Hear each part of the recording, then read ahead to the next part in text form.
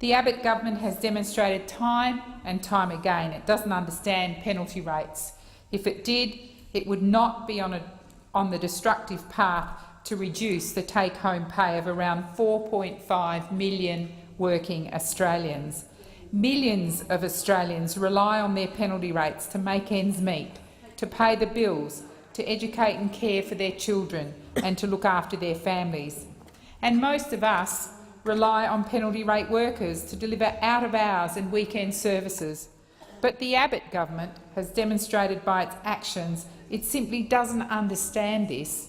And the Prime Minister went even further when he said to penalty rate workers, if you don't want to work on a weekend, then fair enough, don't. What a ridiculous statement to make, and it shows once again how out of touch the Prime Minister and his government are. There are very, very few areas of our community that don't rely on the services provided out of hours or on the weekend, and I want to give voice to these workers and the services they provide. I've taken these comments from the United Voice submission to the Productivity Commission inquiry into the workplace relations framework.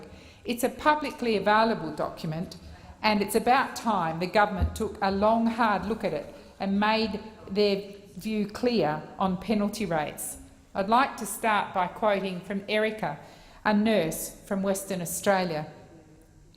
I'm the sole breadwinner in this household. I'm a nurse. The work I do is hard work. It's caring for others. It's being there at odd times when others have knocked off. It's missing out on friends and family. There's no work-life balance anymore. The penalty rates keep our head above water. Knowing I have job security is one of the things I truly value, and I'm not alone in this. There are so many others like me. We don't and we can't go backwards. After working so hard for what we've earned, please don't make things any harder. And I'd now like to put the voice of Naomi, a casino worker from New South Wales, on the record. With 3 children, working weekends is my only option for our household to survive. To be working in an industry that operates 24/7, weekends being the busiest time, I have sacrificed on children's birthdays, family functions and sports just to make ends meet. Penalty rates have helped tremendously. Take penalty rates away and it means more time away from my children and daycare that we simply cannot afford. Margaret Ann, an aged care worker from Western Australia. We get a poor wage for the work our job in the aged care sector entails, and I'll add, before we go on to hear from Margaret Ann, that Margaret Ann probably earns between $19 and $21 an hour without her penalty rates, and I suspect she works part-time, around 30 hours per week. Margaret Ann goes on to say, working public holidays and late nights are part and parcel of what we do, and we have no option but to work these shifts and days. So please give us appropriate remuneration for this. What we do, it's more than a job. Please allow us a living wage, one with job security and the means to pay our bill. And if I just refer back to the Prime Minister's words, when he said to workers like Margaret Ann, fair enough, if you don't want to work weekends, then don't. So if Margaret Ann stops working weekends, who cares for aged Australians that she looks after on the weekends and on night shift? How does the Prime Minister even contemplate that that work would be done if the Margaret Anns of the world didn't give up their home time and do that valuable work? Lindy, a hospital services worker from Western Australia. We don't choose to work odd hours. We have to. Unfortunately, sick people don't go home at 5:30 every night. And again, Lindy's words just show how out of touch the Prime Minister is. Does he seriously think hospitals close at 5:30? Or does he think they staff themselves? I mean, who looks after the sick in our emergency hospitals if it's not people like Lindy? Kirstine, a hospitality worker from Victoria.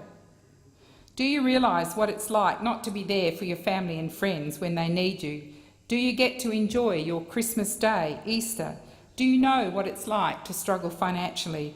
Without my penalty rates, I don't think that I'd be able to pay my bills, let alone little luxuries. And Lara, a partner of a penalty rate worker. I spend Christmas Eve alone, and on Christmas morning my children sat waiting for their dad to come home from work before opening their presents. People like my husband who work in our emergency services give up a great deal to do their job. Cutting their pay through removing penalty rates is no way to thank them for the job that they do. Rhonda from Victoria asks the Prime Minister, could you live on $45 a day after tax? It doesn't pay the bills or even put enough food on the table, so a Sunday shift penalty rate is a means of survival occasionally.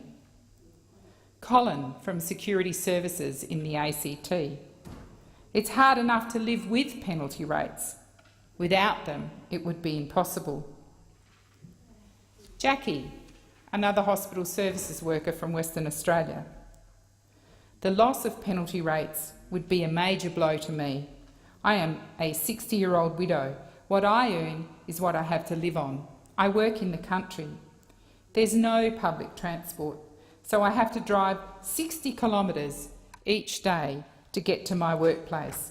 Penalty rates help to offset the fuel costs. And where is the National Party on this?